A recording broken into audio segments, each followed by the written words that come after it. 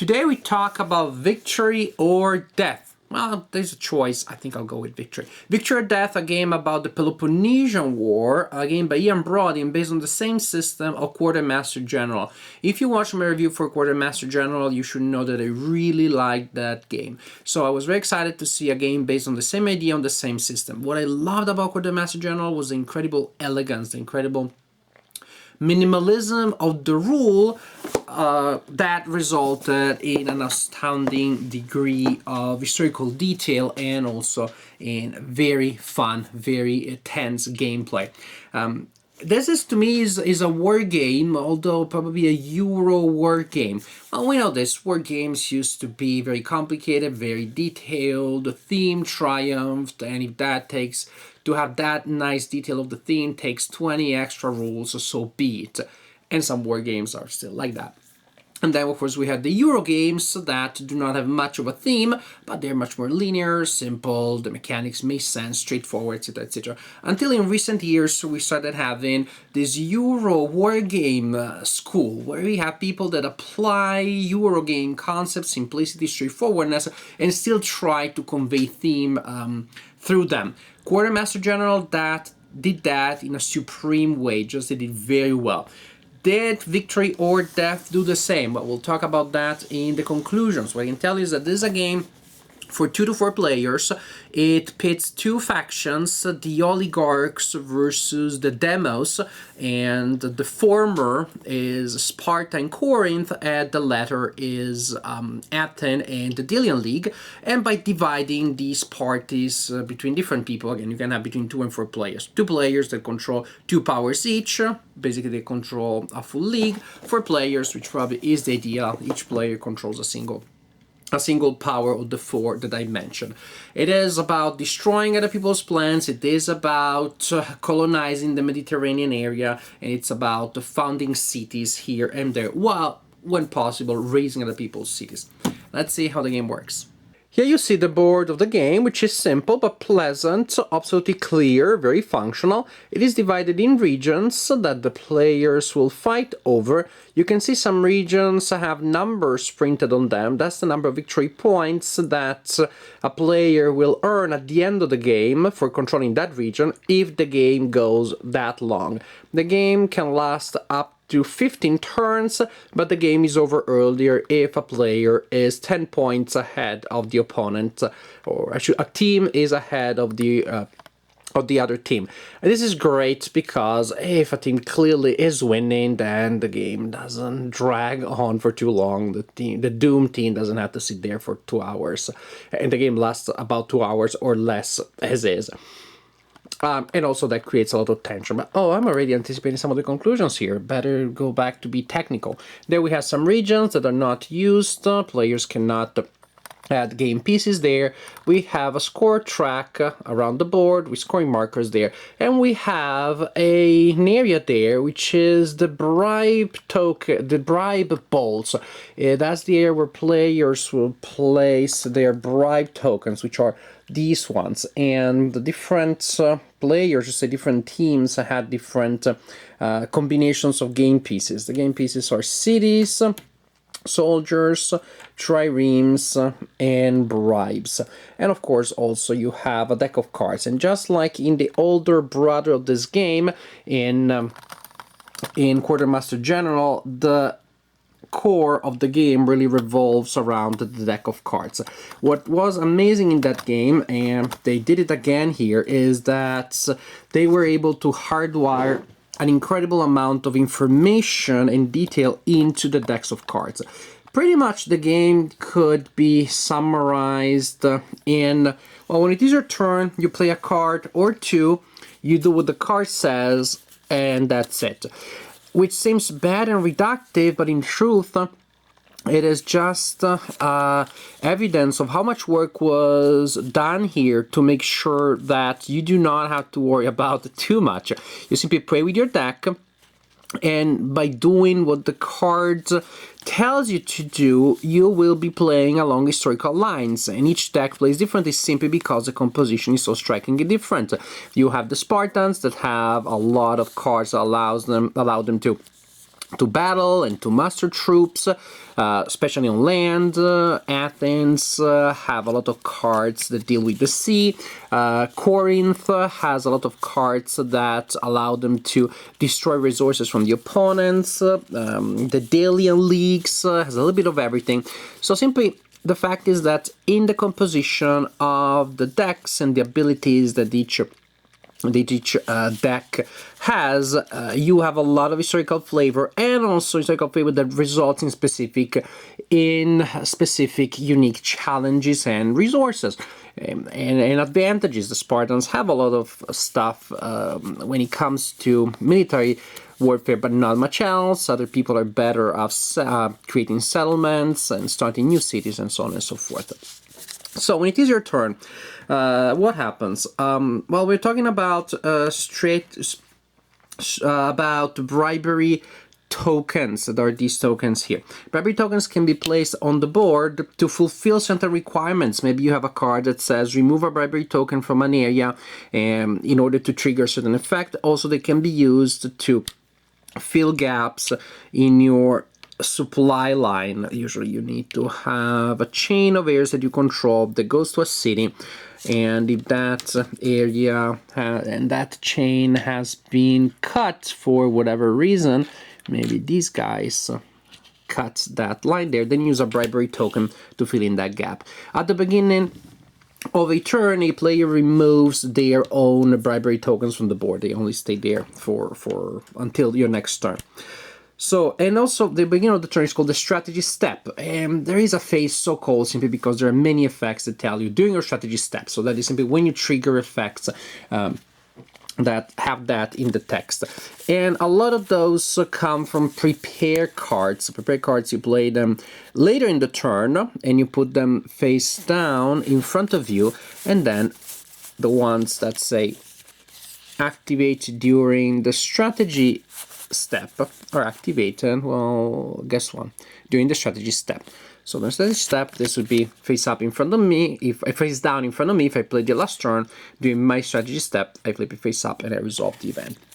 After the strategy step, you have the play step, which simply means play a hand from your card that do what it says. If it says battle, land battle, then simply a land battle allows me to remove a land enemy piece from an adjacent area. Basically, my land piece destroys another land piece. Sea battle, well, the fight starts from a trireme, and it can remove another trireme. It can remove an enemy trireme. For example, here, if I use a sea battle, I eliminate a sea piece that is adjacent there. I can also use a sea battle to attack from sea to land. And again, do not move my piece. I simply play the card, and the effect that is resolved is to remove an opponent. Muster, well, allows me to add new land troops or to sea units, to triremes to the board. They need to be in supply when I do so, so I need to be sure that they can trace a line of supply to a city.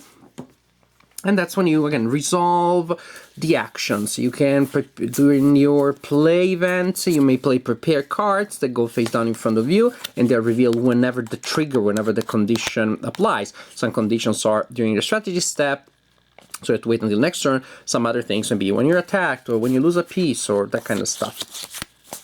You also have events, and those are simpler than the prepare. You simply play it and resolve whatever it says. And then you have status cards that grant you long-term benefits. So if you can play them early on, then you simply benefit from them for longer. They stay face up and they give you victory points or whatever other benefit whenever the condition described on the status card applies. And again, simply by giving different powers, so different decks with different abilities, different compositions, you have an incredible amount of theme that comes to life without you having to do anything. You simply play your cards and the theme happens. After your play step, in which you have to play a card, if you don't do so, you lose a victory point. This is important because that means that if you get too liberal with your cards, then you deplete the deck, and later on in the game you may be forced to lose points because you can't play a card. So in the play step, in which you must play a card or you lose a victory point, After that, you have the planning step, which is pretty much an optional step in which you may prepare a prepared card, and play face down in front of you if you discard another card from your hand. So you're going through your deck faster, but basically in a turn you get to play a card during your play step, and then consume a card to be able to prepare another card. So basically, usually, unless there are game effects that break that rule, you have 1 or 2 cards that you can play per turn, which is not many, and makes the game very tense because you have to decide to choose your actions well. After the potential prepare phase, you check supplies, and if somebody doesn't have supplies, the units that do not have supplies are eliminated. Supplies can be traced on land, can be traced through empty sea, as long as it is, well, empty, not controlled by an enemy. But if it is empty sea, then that's perfectly good. Then I can trace from there, for example, to here. So land or sea, and as I said, you can also use bribery tokens. Oh, I didn't explain how you get the bribery tokens. It's pretty simple. During your turn, you simply discard a card from your hand and you acquire a bribery token. And the bribery token that you just acquired goes in that bowl that I told you later, and now it's ready. So basically, you move it from your supply area to that bowl, and then from the bowl to the map whenever you need to use it. And you can do that at any point. After you've checked supplies and possibly used bribery tokens to fill in gaps in your ranks, in supply lines, you have the draw step, in which you draw back up to your maximum end of cards, which is 7, and your turn is over, and the next player goes. The order in which the powers activate is Quarren, Delian League, Sparta, Athens, which means pretty much the two teams, the two sides, the Demos and the Oligarchs alternate. You have your Oligarch, Demos, and Demos. Each player goes through that sequence. This player aid is very well done. It really is useful to help new players.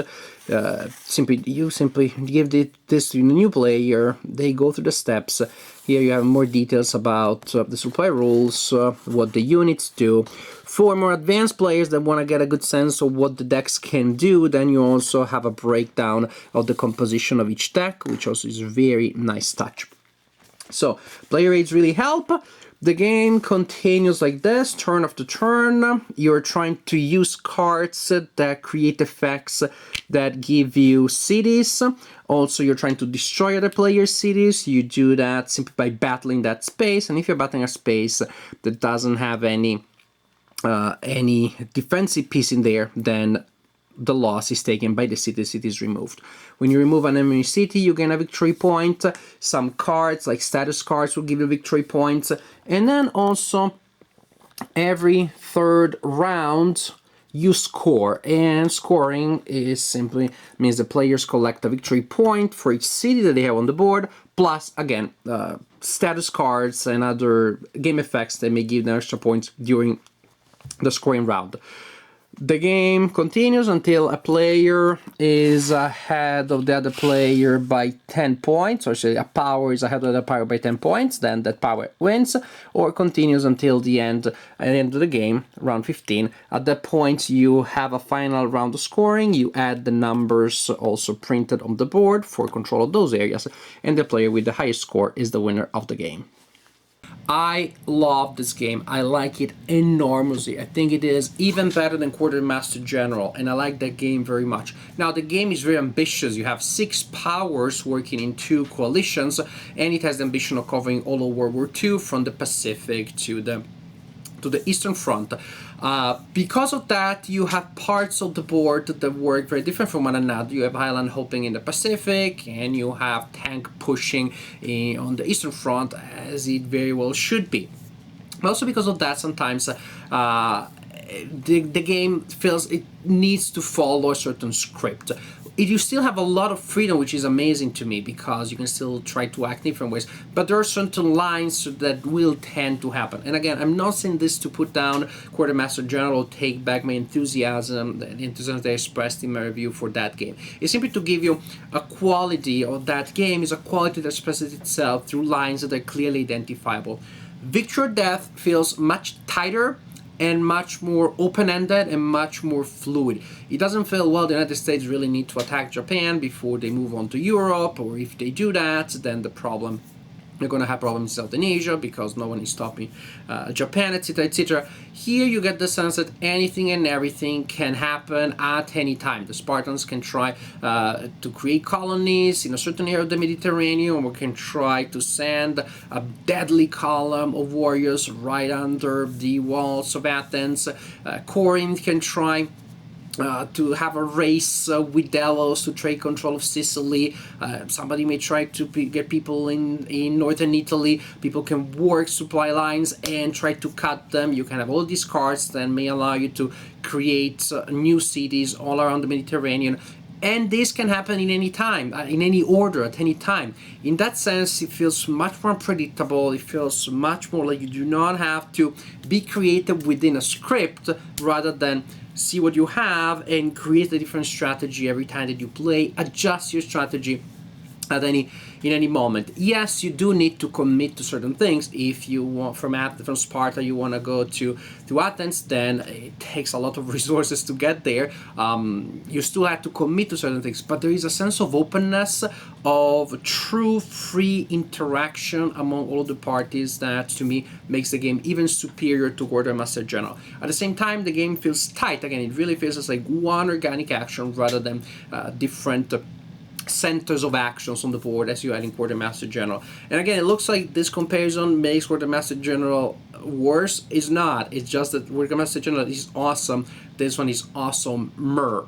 I loved it. All the things I like about Quartermaster General, the elegance, the theme conveyed through the skillful design of the decks of cards. You do not have to worry about playing a la Spartan. You do not have to remember that section of the book about the unique things that the Spartans can do. After you read the 40 pages of rules in your game manual, then you have those 10 pages for each power in a full wargamey war game. In your war games, you pick up the deck of the Spartans and you are playing Spartan style, and that to me is really amazing. It's really absolutely impressive. Fun game. Also, it really feels that the parties, the various powers, are more balanced than in Quartermaster General, in which there were some the parties like Italy and Japan that are struggling. They have their own challenges because they have fewer resources than other powers. So it's fun to have that challenge, but it can also be limited. You need to give those powers to players that know what they're doing, that are comfortable with that. Otherwise, they're going to burn through their decks very early, and then they're going to be disappointed that they're pretty much kicked out of the game, and their party is forcing the other members of the coalition to lose points. Here it feels like all the powers can give a solid contribution to the mess that it's happening on the board, creating cities, supply lines, exploiting effects, etc., etc. Again, pretty much, if you want more details from me about Victory or Death, go back and watch my review of Quartermaster General and apply all the good things that you see from there. The scarcity of cards, the fact that you only have a card per turn. You can have two in some turns, but you're spending a lot of resources. You can spend more resources to buy a bribery token. That's perfectly fine. Actually, something that I realized now I forgot to mention. During the play step, when you're playing your card, you may play from your hand as usual, but you may also choose to do an emergency provision, which is you burn two cards from your hand, which is like a very serious thing in a game where you do not get to reshuffle your deck. When it's gone, it's gone.